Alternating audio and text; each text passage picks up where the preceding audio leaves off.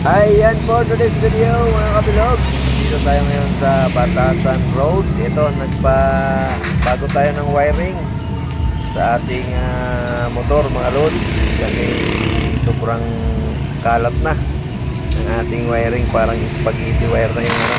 So dito tayo ngayon kay Boss Josard Dahili mga lods. Ayan ang mga Bisayang mekaniko. Ayan, shoutout sa mga gwapong Bisaya. Ayan, eto dalawa na sila nagtulong na kasi ano na tayo dito nang dumating, mga alas 7 na mga lods gabi. Pauwi na tayo tapos nagpundi lahat ng ilaw natin kaya pinapalitan na natin lahat.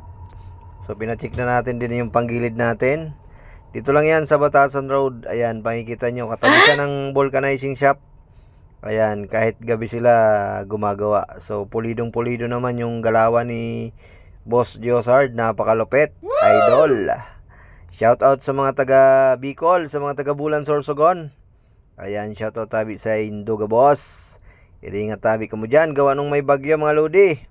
Ayan, so syempre, dito tayo nagpapaayos. Kasi baka makapag-rides na naman tayo ng Bicol mga lods. Para at least na kondisyon ng ating service mga lodi, 'di ba? So ninisan din ni brother yung panggilid natin mga lods, 'di ba? And syempre inabot na tayo ng overtime. Ayan, gabing-gabi na. So papailawin na ni Boss Josard, 'di ba? Napakalupit, napakalinis ng gawaan. So binaklas niya lahat ng nakakabit diyan na wire kasi mga sira na yung ano. Ayan na guys, chinik na natin. Ayan, unang ilaw is puti at saka dilaw. Ayan, makikita mo naman at saka pinalagyan din natin ng sa ano niya, baba ng kulay pula na ilaw mga lods. O diba, napakaangas, napakalupit ng galawan ni Boss Josard. 'Di ba? Ganun lang tayo ka-basic nga magpagawa ng ating service. Pag once na meron ng aberya, pagawa na agad para hindi na maano sa kalsada. Ayan, pina-check ko na sa kanya. So ito na. May pinalagyan din natin ng ilaw sa baba, kulay white, tapos yung sa gilid pula, kabilaan. So dating green at saka blue yan, guys. So pinapalitan na natin para medyo maangas din tingnan mga lodi. 'Di ba? Shoutout sa lahat ng mga naka-rider. So shoutout sa mga naka-Mio mga lods. Ito lang ating service mga lodi. So itong Mio natin guys, nasa 9 years na to. Pero pinalakihan natin ang gulong para medyo maganda i-banking.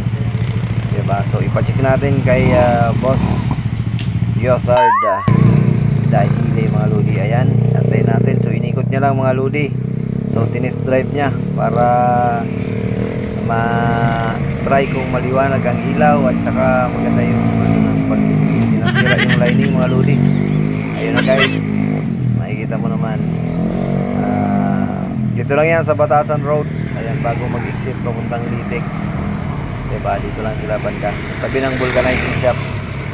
Makikita mo na agad yung ano nila. Kahit gabi gumagawa sila guys, kaya punta lang kayo dito mga lodi.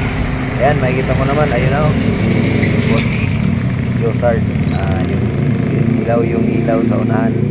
Dadaanan tayo dyan mga lodi. Napakalupit ng pakakabit, napakaangas, simpleng-simple lang. Ayun makikita mo, naka-hazard pa yan mga lodi.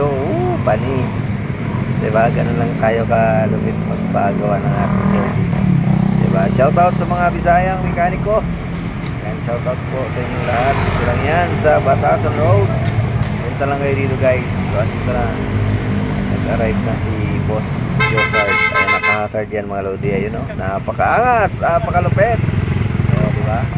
Yun lang naman, ingat kayo lagi. Thank you sa mga nagla-like, nag-share ng ating mga video. Bye bye.